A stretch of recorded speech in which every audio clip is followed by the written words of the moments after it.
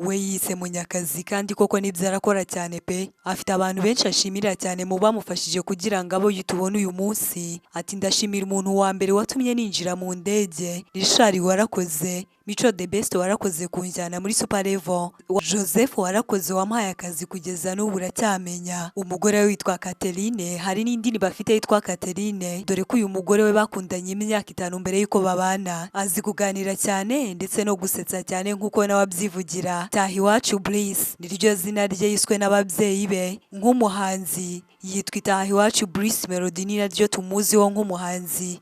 Ati indirimbo ndirimbye ndi mu gihe runaka, iyo nyumvise ingarura muri bya bihe nari ndimo. Ese ahimba indirimbo ndakwanga nawe nushaka unyange byari byagenze gute? Ati ntababeshya umuziki ubamo amafaranga menshi, ntabwo nawureka uko byagenda kose kuko nanjye nkunda amafaranga cyane. Ati ntago umutima wanjye wakwirwamo abantu babiri, nkunda umuntu umwe ari we Catherine umugore wanjye. Umugore wanjye Catherine dufitanye abana babiri, ndamukunda kandi cyane. Mu kiganiro na The Choice niyo Bosco yaramubajije ati niyihe nama wangira nk'umuhanzi muri umuna wawe? Bruce ati mwana Bosco ujye utega amatwi, gusa ujye ukomeza kumva, buri uko umuhanzi yumva agakomeza kumva agera igihe akumvikana. Aherutse gusohora alubumu ye ya 4 muri Mata mu 2025. Iyo alubumu yitwa The Colorful Generation, yarigizwe n'indirimbo 21. Aseka cyane ati buri impamvu piano yitwa piano nuko ari we wa mbere wari uzi gukoresha piano. Ni umuhanzi w'icyamamare mu Rwanda ndetse no hanze yarwo. Ese yatangiye umuziki ryari? Wari uzi ko mbere yo gutangira umuziki yabanje kuba producer? Ese yavutse ryari? Yizehe kandi ryari? Bruce Melody, uyu muhanzi w'umuhanga kandi wanyuze mu bihe bitari byoroshye, mama wakimara kwitaba Imana. Tumumenyeho n'ibindi byinshi bitandukanye. Aho ugiye kubana nanjye niyo nkuru Karine. Aho iyi ni niyo nkuru media. Wibuka gukora subscribe, share, like na comment kugira ngo tujye dukomeza kwibanira nawe hano kuri niyo nkuru media. Nkanatekereza ko umeze neza, wowe utameze neza ibihe birahinduka. Uyu munsi ushaka kubona byanze, ariko ejo cyangwa ejo bundi hamwe n'Imana hamwe no gusenga ibintu bikagenda neza. Mu kiganiro na BNB Kigali yagize ati muziki we nari ngufite muri system kubera ko navukiye mu muryango w'abakristo dusenga, kubera ko na mama wanjye yari umuyobozi wa korali ku buryo na piano bayibikaga mu rugo. ITAHIWACU Bliss niryo zina rye bwite kandi yiswe n'ababyeyi. Yavukiye i Kanombe, yavukiye mu muryango w'abana 4, avuka ari umwana wa kabiri, avutse mu 1992. Aseka cyane ati vuka navukiye kwa Nyirinkwaya Nyamirambo, ariko nk'ibisanzwe umwana avukira kwa muganga hanyuma bakamutahana iwabo. Ati ubwo urumva ko rero navukiye kwa Nyirinkwaya hari Nyamirambo. Ati hanyuma bantahana iwacu i Kanombe aho twari dutuye. Ati nkura nk'abandi bana kandi mfite inshuti. Ariko papa wanjye aza kwitaba Imana, ubuzima bwacu burahinduka, ariko buhinduka ku kigero kitari cyiza, ku buryo kitari cyiza cyane. Aturumva mvuka navukiye mu muryango wari wifashije pe, ariko nyuma uko ibintu byagiye bigenda bihinduka, ubuzima bugenda buhinduka, tugeraho tutifashije, biza kurangira ngiye mu mushinga wa Compassion. Ati abantu twahabanye ndabashujuje kandi cyane, bari benshi. Njyewe nari nimero 128 mu bana magana twabanaga, nabanye n'abantu benshi batandukanye. Umuziki we narawuhoranye muri system kubera ko navutse mu muryango usenga. Mama yari umuyobozi wa korali ku rusengero rwacu, rusengero rwa ADPR Busanza, ku buryo na piano bayibikaga iwacu mu rugo. Aho ngaho umuziki twaragendanye kandi cyane, sinabitindaho rwose kuko nagiye nanabivuga kenshi mu biganiro bitandukanye. Bruce ati mfite imyaka 13 na 14 nakinnye basket. Ati hari umwana twakinanaga twitaga Toro. Arumva impamvu twari twaramwise Toro nuko yari muremure cyane kandi yari igisoro rwose, kandi coach wacu akazajya ahora atubwira ati kuraje nimushyiremo imbaraga namwe muzaba abakinnyi mpuzamahanga kandi bakomeye. Nuko uwo Toro umunsi umwe aza kunkandagira, anywa irino ryanjye ry'igikumwe, Bruce aseka cyane ati njyewe burya nkaba nkunda ibintu bitankwiriye, abantu banzi cyane barabizi rwose nkunda kwambara ibintu bitankwiriye. Ati icyo gihe rero nahise mbasezera mbasigira baro yabo nti bayi bayi rwose ubu ndagiye, kurumva nayo imajije gukomerekera muri uwo mukino mpita mbasigira baro yabo ndigendera ndakura. Hanyuma umubyeyi wanjye mama atangira guhura n'uburwayi kandi uburwayi bukomeye, ajya no mu bitaro atindamo igihe kirekire. Mama yabaye mu bitaro igihe kingana n'imyaka 9. Turumva ko yatindagamo, yararwaraga tukajya mu bitaro akamaramo igihe kinini akavamo tukongera tugasubirayo. Yahuye n'uburwayi, ubwo burwayi bumfata igihe kirekire, hanyuma akajya aba mu bitaro igihe kirekire. Aho niho navuga ko umuziki watumye ubuzima bwanjye buhinduka. Ariko kandi icyo gihe narwanaga no kuzasohora indirimbo yanjye nubwo bitari byoroshye. Abaproduza kubabona ntago byari byoroshye, abahanzi bo barabizi iyo mvuga gutyo, gusa abafana bo ntibabyumva ariko abahanzi barabizi, abahanzi bagenzi banjye barabizi. Gutunganya indirimbo ni ibintu bivunanye, icyo gihe rero ntabwo byari byoroshye rwose. Melody aseka cyane ati ntabwo byari byoroshye, zari struggle zigoye kandi cyane. Gutunganya indirimbo abaproduza b'icyo gihe bari bagoranye rwose, ntabwo byari byoroshye, byari bigoye cyane. Ntabwo biba byoroshye, ni struggle z'abahanzi, ntabwo abafana babyumva ariko abahanzi bagenzi banjye barabyumva kandi barabizi ukuntu gutunganya indirimbo biravuna kandi cyane. Nyuma mfata umwanzuro wo kwiga production mu 2008, nibwo namenye gutunganya indirimbo ikarangira. Imyaka yanjye 16 nari neza ko ari indirimbo. Aturumva nari maze igihe niruka mu mihanda njya za Nyamirambo ndetse n'ahandi hatandukanye mu 2008. Ati hanyuma nza kwicara ndavuga nti ko ndeba gukora indirimbo bigoye, wabanza nkiga production nkaba umuproducer nanjye nkajya nzitunganya nkareba uko bikorwa. Ati narabyize kandi ndabimenya mu 2008, nibwo nari majije neza kumenya gutunganya indirimbo mu myaka 16. Bati se burya uzi gutunganya indirimbo zi production? Yahise aseka cyane Bruce Melody aseka cyane ati ntabwo ndi umuhanga cyane, ariko mu gihugu cy'impumyi rwose rimwe nanjye naribona mu gutunganya indirimbo. Maze kwiga production ntabwo nari nzi ko hagiye kuba ikintu gikomeye mu buzima bwanjye.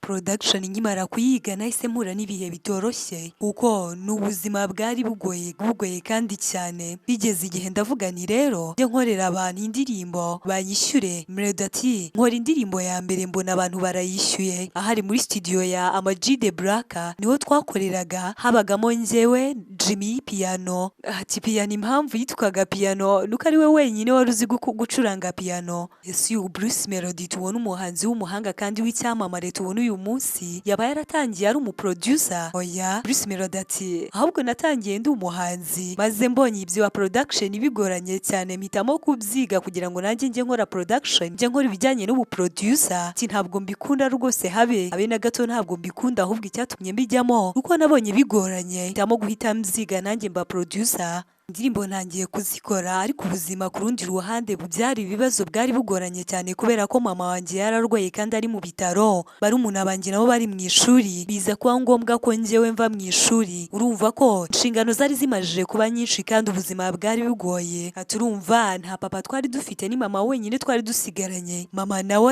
ari mu bitaro kandi yamaragamo igihe kirekire rwose, dore ko yamazemo igihe kingana n'imyaka 9. Ntabwo ubuzima bwari bworoshye, barumuna banjye bari ku ishuri. Mbona ubuzima buragoye maze njye mpitamo kuva mu ishuri. Ntabwo byari byoroshye, byari bigoye. Mukuru wanjye we yaramaze kujya muri secondaire kuko yigaga muri internat. Melody ati njyewe nagumye aho, urumva ku ishuri nkateka nkagemura mama kwa muganga, navayo nkagaburira barumuna banjye, nkita ku nshingano z'urugo. Ntabwo byari byoroshye, ahubwo njye nahisemo kuva mu ishuri mba ndiretse. Bruce Melody ati mbona n'ubundi utariye ntiwafata ntese buriya ari ukwiga no kurya, ikintu cy'ingenzi ni ikihe? Melody aseka cyane ati nsanga utize wabaho ariko utariye ntiwabaho. Ko nahise mfata umwanzuro wo kuva mu ishuri. Utize wabaho ariko utariye ntiwabaho, reka mbe ngiye kurya, kwiga bizaba biza nyuma. Turumva ko no mu ishuri ntabwo byinjiraga rwose. Ahantu nigaga i Kanombe navaga ku ishuri nguruka.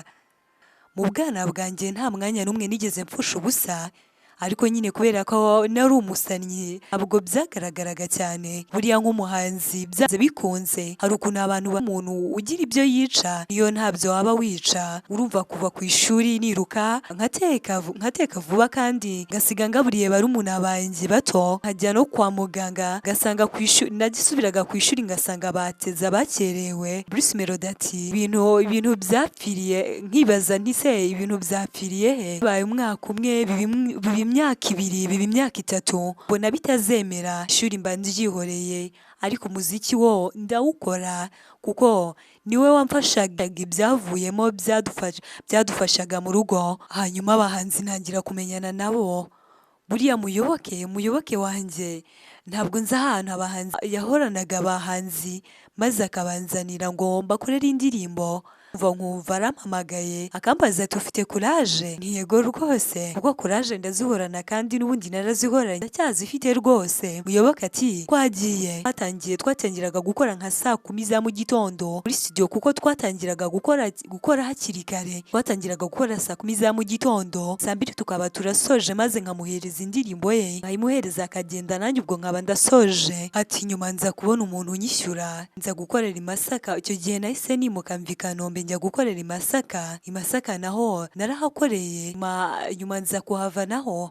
Ati urumva njyewe nari umuntu ariko ufite akantu k'ubwenge bwinshi bwo hanze no kumenya kwirwanaho no kubana n'abantu mutaziranye. Nyuma nza kujya gukorera i Rwamagana naho nza kuvayo. I Rwamagana mvuyeyo nza kugaruka hano i Kigali muri studio ya Ama-G. Noneho yari ifitwe n'uwitwa Munyaneza kugira ngo abe umuntu uzi byinshi ku producer. Rero nyine Munyaneza twarakoranye kugira ngo abe umuntu uzi byinshi ku bijyanye n'ubu producer. Nazengurutse mu producer nkorera ahantu hatandukanye. Hanyuma nza guhura na Fazo, ariko Fazo duhujwe na Munyaneza. Fazo yagombaga kunyigisha ibijyanye na production ntari nzi. Fazo abwira Melody ati reka dukora akaririmbo. Fazo nyuma arambwira ati reka dukora akaririmbo aba ari nako dukoreraho nyine tunakigireho. Ako karirimbo kitwaga ngiye kubivuga. Melody ati maze kukaririmba Fazo arambwira ati reka nkubwire rwose rero buriya nta kuntu ibintu bya production wabireka ukibera umuhanzi. Melody ati mu by'ukuri nanjye nari naratangiye kandi ndi umuhanzi, ni nabyo nakundaga cyane, ni nabyo nashakaga. Aho yari mu mwaka wa 2011. Melody ati uko nari ngiye kubiganiriza mama wanjye arambwira ati wowe nunyereka diplome ibintu ushaka nushaka uzagenda ubikore rwose, ibyo bintu by'ubuhanzi uzabikore, ariko banje kunyereka diplome. Melody ati nibuka ko ku ishuri ntari umuswa cyane maze mitangenda nkora kandida libre, nuko nguko amashuri nayemeje. Hahita nyabwira nti tuzongere duhure ubutaha. Aseka cyane ati amanota yarasohotse nsanga natsinze kandi neza. Mpita mbaza mama noneho ubu naririmba? Nawe ati nta kibazo rwose wagenda ukajya mu by'ubuhanzi byawe ukunda. Narongera muhura na Fazo duhuye ndamubwira nti ibyo mbi ndumva nabikora, ati ariko reka tubanze dusohore ya ndirimbo. Melody ati nongeraho n'ibindi byinshi. Abantu barabizi neza ko gutunganya indirimbo biravuna kandi cyane, noneho gutunganya ijwi ry'indirimbo hata abahanzi bagenzi banjye iyo mbivuze barabyumva kandi cyane. Gutunganya ijwi noneho byo nabyo biravuna cyane. Melody ati Fazo ajyana kuri radio yitwaga KFM. Melody ati n'abandi Bruce Melody ati n'abandi kwitambukira nkumva ya ndirimbo barimo kuyicuranga, ati ariko ntabwo abantu bemeraga kandi njyewe. Iyo ndirimbo yasohotse mu mwaka wa 2012 kubera ko hajemo na bya bindi byo kwiga bya bindi byose bijyanye n'umuziki. Nyuma gato mu 2012 mbwira Fazo nti dukora indi ngoma byihutirwa byihuse. Iyo ndirimbo turanayishutinga dukora na video yayo. Iyo ndirimbo yanjye ya kabiri yitwaga Tubivemo. Bruce Melody ati buriya Fazo afite akantu ko kutararana imishinga, akora vuba rwose. Iyo mwapanze gahunda bari gahunda ntago agomba kuyirarana. Hanyuma nko mu kwa gatanu Clement wo muri Kina Music barampamagaye ati ngiye kubona mbona telefone irasonye. Mbona Clement arampamagaye ati nitwa Clement wo muri Kina Music ikiraka, nashakaga ko tuza guhurira kuri Sun City. Ati mpageze mpasanga na ARIKO wo muri Active, mpasanga na Chari wakoranaga na Nina. Shahara wawe ni 300 ku buri kwezi. Ibyo PRODUZA mpita mbivamo rwose, mpita mbireka. ati tuba turatangiye naho navanye amafaranga yo gushutinga indi ndirimbo yanjye ya gatatu yitwa telefone ndetse na uzandabure. Byombi nabikoze muri ayo mafaranga nahembwaga ku kwezi ko byari 300. Hanyuma piano yahise amenyana na Austin. Mwumvisha indirimbo nakimara kumva iyo ndirimbo yanjye yahise abaza piano, aramubaza ati uwo mwana sata ameze ate? Austin ati ndashaka ko tuzahura. Bruce Melody ati Austin ari mu bantu bamfashije baransunika, nta nyungu n'imwe abifitemo ndetse n'uyu munsi aracyabikora. Rwose Austin ndamushimira cyane. Austin ari mu bantu bamfashije baransunika, nta nyungu n'imwe munsi aracyabikora. Rwose ndamushimira kandi cyane, Imana imuhe umugisha. Bruce Melody ati indirimbo ndirimbye ndi mu gihe runaka iyo nyumvise nsubira muri bya bihe, insubiza muri wa mwanya nari ndimo. Melody ahimba indirimbo yitwa ndakwanga nawe nushaka inyange. Byari byagenze gute kugira ngo ahimbe iyo ndirimbo? Ati ndakwanga nawe nushaka inyange. Melody ati nyihanga nari ndi mu bihe bigoye kandi cyane. Iriya nkuru yari impamo kuri njyewe, atari ko sinshaka ko tubivugaho. Nusinkimwanga, urebye rwose nta rwango mufitiye. Byarangiranye n'igihe, atari ko nyine udusigisigi ntabwo twabura. Melody ati ndakwanga nayisohoreye rimwe n'indirimbo yitwa ntundize. Byose byasohokeye rimwe. Ndakwanga nawe nushaka inyange nayisohoreye rimwe n'indirimbo yitwa ntundize, kubera ko icyo gihe nkimara kuririmba iyo ndirimbo yitwa ndakwanga nawe nushaka inyange, boss yarambwiye ati rero iyo ndirimbo yonyine, ahubwo ushaka kandi karimbo keza k'urukundo hanyuma tubisohorere rimwe. Nuko indirimbo ndakwanga nawe nushaka inyange isohorera rimwe n'indirimbo yitwa ntundize mu mwaka wa 2014. Arambwira ati warese njyewe nkakumanagingira imbuga nkoranyambaga zawe zose. Ibyo bintu bikora bite ko ntabyo nzi? Ibintu by'imbuga nkoranyambaga nari ntarabimenya rwose, nta n'amakuru nari mbifiteho. Bruce Melody aseka cyane ati imbuga nkoranyambaga ati zikora zite? Ntabwo ibyo bintu nari nsanzwe mbifiteho amakuru, cyane ko mu Rwanda nta bantu benshi bari bazi kubikoresha, nta bantu bari banazi ngo byinjiza bite bigenda bite. Zimushyiraho. Melody ati natangiye kubikoresha neza no kumenya neza imbuga nkoranyambaga uko zikora mu 2015. Melody aseka ati ibyo bintu by'imbuga nkoranyambaga rwose ntabyo twari tuzi, nta n'umuntu wari warabitubwiye. Gusa mu bantu bari babizi harimo na Austin ndetse na Pius. Melody ati nza guhura na Austin, arambaza ati ariko ko muba mutarayikinze n'amafoto y'abantu? Melody ati kurayikinga se byo bikora gute? Austin aba arabinyigishije rwose, arabinyeretse kandi ndabimenya. Ati ariko habera mubi. Ageze kuri radiyo arabivuga, avuga ukuntu yanyigishije kurayikinga. Abantu baraseka barumirwa. Mu mwaka wa 2014 Bruce Melody abashatse umugore, ashaka ariko wa mukobwa bakundanye igihe kirekire ndetse wanamufashije mu rupfu rwa mama we, dore ko bakundanye mu gihe kingana n'imyaka 5 hanyuma bakabona kubana mu 2014. Abana na Catherine umugore we, kugeza ubu bafitanye abana 2. Umugore we kandi Bruce Melody avuga ko akunda cyane, akamukunda wenyine. Bruce ati kuba umugore wanjye twaramaranye icyo gihe cyose hanyuma tukaza no kubana, kandi ndi umuntu navuga ko nzwi icyamamare. Melody ati njyewe ndi umuntu wiyemeza, atari ko biterwa n'ibiranga umuntu.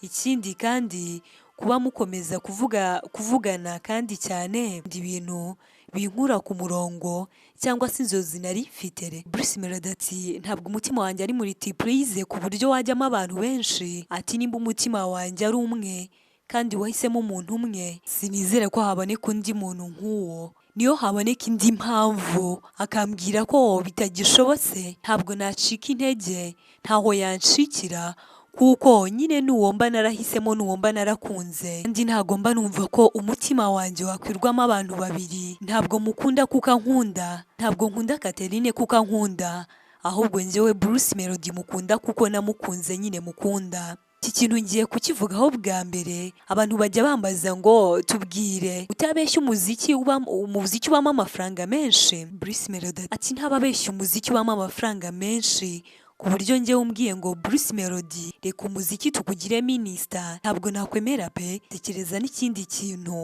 kintu wumva utekereza ushobora gukora kikama amafaranga, ati umuziki ntabwo nawureka uko byagenda kose, icyo wambwira cyose ntabwo gusa kubera ko amafaranga aba mu muziki ni menshi kandi cyane. Niba umuhanzi ashobora gusinya konta imuhemba miliyoni 15 ku kwezi, ntabwo ntekereza ko hari undi muntu cyangwa ahantu henshi bakorera ayo mafaranga menshi ku kwezi. Ati kandi gusa ufashe telefone yawe ugapostinga, ariko kandi biroroshye ko umuhanzi amafaranga yashira vuba. Nubwo amafaranga mu buhanzi habamo amafaranga menshi cyane, ariko amafaranga y'abahanzi ashira vuba. Ariko kandi nta kintu ushobora gukora cyandutira umuziki ndawukunda kandi cyane. Umuziki ubamo amafaranga menshi kandi nanjye nkunda amafaranga. Urumva ko rero twahuye duhwanye, ntabwo umuziki nawureka. Akazi kose wama ntabwo nagakora ngo ndeke umuziki, kabone niyo wambwira ngo mbe minisitiri, oya rwose ntabwo nareka umuziki. Mu muziki habamo amafaranga menshi kandi nanjye nkunda amafaranga, ubwo tuyabona nk'abahanzi ni nako ashira. Niyo mpamvu uyu muhanzi wese aba agomba manager kugira ngo bigende neza. Bruce Melody ati njyewe ndi umuntu aseka cyane. Bruce Melody ati njyewe ndi umuntu uzi kuganira ariko ntabwo nzi kuvuga imbwirwaruhame. Ati rwose kuriya kuntu baba bampamagaye ngo Bruce ngwino uvuga ijambo banumva bingoye kandi cyane. Ati mu buzima bwanjye ndi umuntu ukunda kuganira ndetse no gusetsa, ariko iyo hajemo imbwirwaruhame rwose mba numva bingoye cyane, rwose ntabwo mbishoboye. Ntabwo ndi wa muntu uzi kuvuga ijambo, ariko kuganira gusetsa nagusetsa rwose kandi nakuganiriza neza. Ariko ibintu bijya kuvuga ijambo rwose ntabwo ari ibyanjye, ntabwo mbishoboye. Twatakaje mu gutakaza Guma Guma Superstar. Melody ati twatakaje ikintu abantu bose bahora binubira ngo abahanzi bagira nta rukundo bagirana, ntibumvikana. Ariko kandi kutumvikana, ariko turumvikana gute? Abacuruzi b'utubari bo barumvikana, abamotari se bo barumvikana. Kutumvikana ni ibintu bisanzwe muri sosiyete. Abantu kuba batumvikana bibaho rwose, ni ibintu bisanzwe muri sosiyete. Guma Guma rero yadutwaraga muri bisi imwe, yaturazaga muri hoteli imwe, tugasangira breakfast imwe. Nubwo byabaga ari competition, kandi iyo competition yabaga ahanini iri mu bafana kuruta abahanzi. Twabuze gushyira hamwe nk'abahanzi nyarwanda binyuze mu gutakaza Guma Guma Superstar. Guma Guma yahuzaga abahanzi, gahuza umuhanzi n'undi apana kuri telefone. Ati twatakaje ikintu rero gikomeye kandi kinini muri Guma Guma. Melody ati urumva umuziki harimo kwitanga igihe kinini, inyungu ikaza mu gihe kirekire cyangwa se ntinaze. Hari umukobwa twakundaniraga, niwe muntu wa kabiri nahamagaye mama akimara gupfa, amba hafi mu gihe cyo gushyingura. Ati icyo gihe twari tumaranye nk'imyaka 4. Bruce Melody ati muri ibyo bihe nacitse intege, nkumva mbaye nk'umuntu wihebye, nagerageza no guhimba indirimbo rwose bikanga bikananira. Ati kiriya gihe nari ndi mu bihe bibi, namaze igihe kinini nsa n'umuntu mu bintu by'ubuhanzi wabivuyemo. Ariko muri icyo gihe cy'ibyago indirimbo zanjye zarakinwe rwose, abantu barazumva kandi cyane. Nubwo njye ntari meze neza, ndi mu bihe bibi, muri icyo gihe ubuzima ntibwagenda neza rwose, yari igoranye cyane. Nyuma njyewe nza guhuza na Mico, tuza kuganira nuko twabona ibi biraka. Hari ahantu twagombaga kujyana kuririmba, aho hantu yitwaga Icyangugu, ahantu yitwa ku bagore.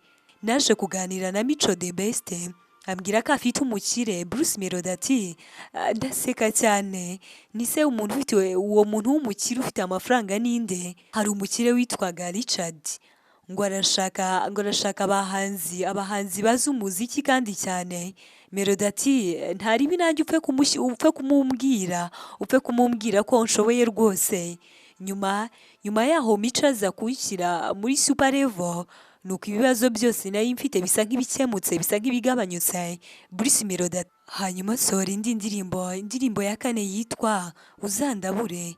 Iyo ndirimbo Uzandabure niyo yemeje abantu ko ndi umuhanzi, noneho ndi umuhanzi bya nyabyo. Iyo ndirimbo Uzandabure niyo yahise yemeza abantu rwose, noneho batangira kwemera ko ndi umuhanzi bya nyabyo, batangira kujya bava kandi batangira no kwemera ko ndi umuhanzi, ntibanshidikanyaho rwose, baremera. guhera kera nahoze nemera ko umuntu ataba umuhanzi mwiza adafite umumanaja.